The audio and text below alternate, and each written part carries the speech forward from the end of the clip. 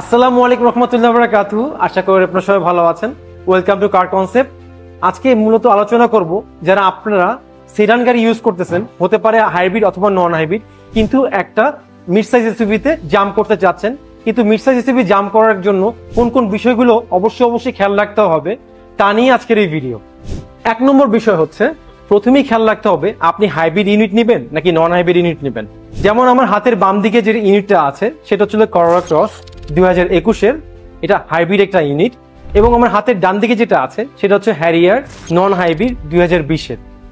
Hybrid unit নেওয়ার ক্ষেত্রে আমাদের সবসময় একটা কনফিউশনের মধ্যে থাকতে হয় যে ব্যাটারি লংজিভিটি বা রিলায়েবিলিটির ইস্যুটা। আপনি যদি করোলা ক্রসের স্ট্যাটিস্টিকটা দেখেন তাহলে দেখবেন গাড়ির মধ্যে মূলত আপনার 4th জেনারেশন ব্যাটারি এবং ইঞ্জিন ব্যবহার করা হয়েছে। এই ক্ষেত্রে আপনার ব্যাটারি মোটামুটি 2.5 থেকে 3 লাখ পর্যন্ত আপনারা ব্যাকআপ পাবেন। নন হাইব্রিড ইউনিটের ক্ষেত্রে যদি আমরা হ্যারিয়ার কথা চিন্তা করি, নতুন করে হ্যারিয়ার সম্পর্কে বলার আসলে কিছু নেই, কারণ এই গাড়িটা যথেষ্ট রিলায়েবল এবং আপনাকে তেমন কোনো মেইনটেনেন্স ছাড়াই কিন্তু অপটিমাম আউটপুট আনা সম্ভব এই হ্যারিয়ারের মাধ্যমে। 2 নাম্বার হচ্ছে গাড়ির প্রাইস। আমরা যদি একদম বেসিক ট্রিম, যেটা হচ্ছে হার্ড টপ, কোনো প্যানোরামিক মুনরুফ থাকবে না, জেড প্যাকেজ থাকবে, সেক্ষেত্রে কিন্তু আপনারা 45+ মধ্যেই কিন্তু করোলা ক্রস পেয়ে যাবেন। অন দ্য আদার হ্যান্ড আমরা যদি হ্যারিয়ারে চলে আসি, হ্যারিয়ারের ক্ষেত্রে আপনার যেহেতু 2020-এর নিউ শেপ, এর মধ্যে বডি কিট সহ হতে পারে, বডি কিট ছাড়াও হতে পারে। এই গাড়িটা যেহেতু বডি কিট ছাড়া, এই ক্ষেত্রে আপনার প্রাইস পড়ে যাবে 78+।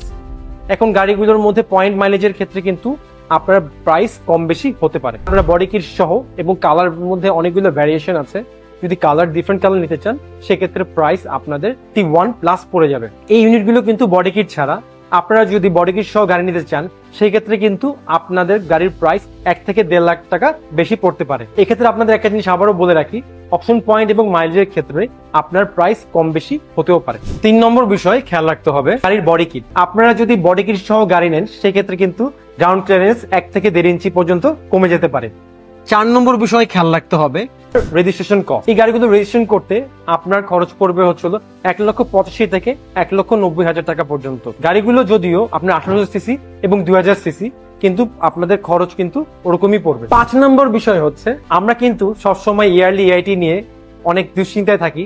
সিসি যদিও 1800 এবং 2000, কিন্তু পলিসি অনুযায়ী আপনার 50,000 টাকাই পড়বে।